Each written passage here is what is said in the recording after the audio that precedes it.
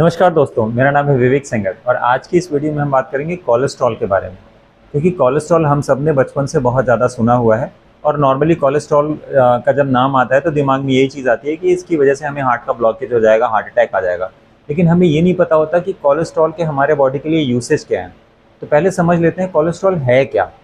Cholesterol एक वैक्सी या आप कह सकते हैं चिपचिपा मटेरियल है जो कि फैट का एक टाइप है। जैसे फैट में कई तरह के फैट होते हैं, कोलेस्ट्रॉल है, ट्राइग्लिसराइड है। तो बेसिकली ये कोलेस्ट्रॉल फैट का एक टाइप है।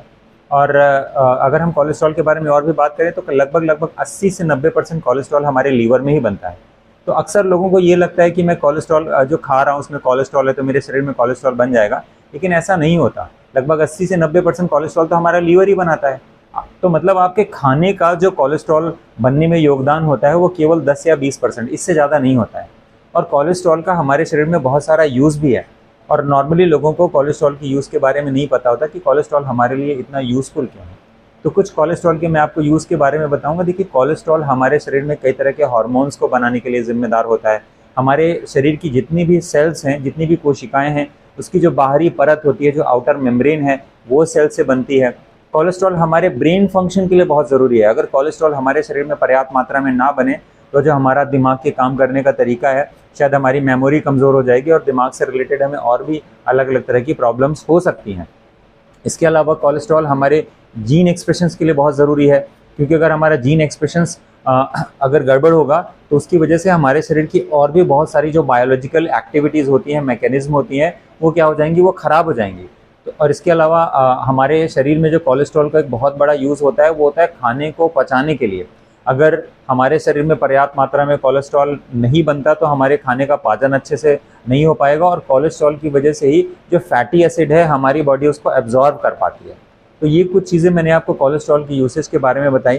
बाकी विटामिन D3 के बारे में हम सभी जानते हैं कि विटामिन D3 केवल कोलेस्ट्रॉल की वजह से ही बनता है। अगर हमारे शरीर में विटामिन D3 का लेवल कम है तो आप ये मान के चलिए कि आपके शरीर में कोलेस्ट्रॉल बढ़ा ही होगा। क्यों? क्योंकि हमारे शरीर को पता है कि कोलेस्ट्रॉल को बनाने के लिए जो रॉ मटेरियल है, तो इसका सीधा सीधा मतलब होगा कि हमारे शरीर में कोलेस्ट्रॉल का लेवल बढ़ा ही होगा। क्योंकि हमारा शरीर का जो इंटेलिजेंट सिस्टम है वो ये जानता है कि अगर हमारे शरीर में विटामिन D3 कम है तो उसको बनाने के लिए जो रॉ मटेरियल है वो कोलेस्ट्रॉल है। तो हमारा लीवर ऑटोमेटिकली कोलेस्ट्रॉल को बना देगा। और कोलेस्ट्रॉल अगर बना हुआ है तो विटामिन D3 को बनाने के लिए हमें सनलाइट में बैठना पड़ता है। सभी जानते हैं कि विटामिन D हमें सनलाइट से मिलता है। तो अगर आप सनलाइट में नहीं बैठते हैं तो आपकी बॉडी में कोलेस्ट्रॉल बना ही रहेगा। तो ये कुछ बड़ी बेसिक सी चीज़ें हैं जो लोगों को पता नहीं होती और उनका ध्यान केवल होता है कि मैं कैसे करके केवल कोलेस्ट्रॉल के लेवल को कम कर दूं। इसके लिए लोग कोलेस्ट्रॉल को कम करने वाली जो दवाएं होती हैं, जिसको हम स्टैटिन कहते हैं, जिसको कि हम HMG-CoA इनहिबिटर्स भी कहते हैं बेसिकली, तो ये समाधान नहीं है कोलेस्ट्रॉल को कम करने का। हमें अगर सीखना चाहिए तो हमें ये सीखना चाहिए कि अगर हमारे शरीर में कोलेस्ट्रॉल बढ़ा हुआ है तो कोलेस्ट्रॉल को कैसे मेटाबोलाइज करें, हमारा शरीर कोलेस्ट्रॉल को कैसे यूज़ कर ले, हमें इन सब चीज़ों के बारे में सीखना चाहिए।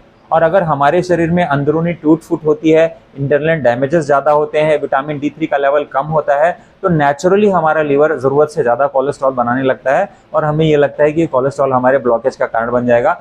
हालांकि ये सच्चाई है कि अगर हमारे शरीर में कोलेस्ट्रॉल का लेवल बढ़ा हुआ है और अगर हमने उसको नेचुरल तरीके से कंट्रोल नहीं किया तो वो जाके कहीं ना कहीं हमारे शरीर में ब्लॉकेज को बढ़ाने का काम करेगा, जो कि फ्यूचर में हार्ट अटैक के लिए और या जिसको हम चेस्ट पेन कहते हैं, चेस्ट पेन या हार्ट अटैक, इन सब चीज़ों के लिए जिम्मेदार हो सकता है।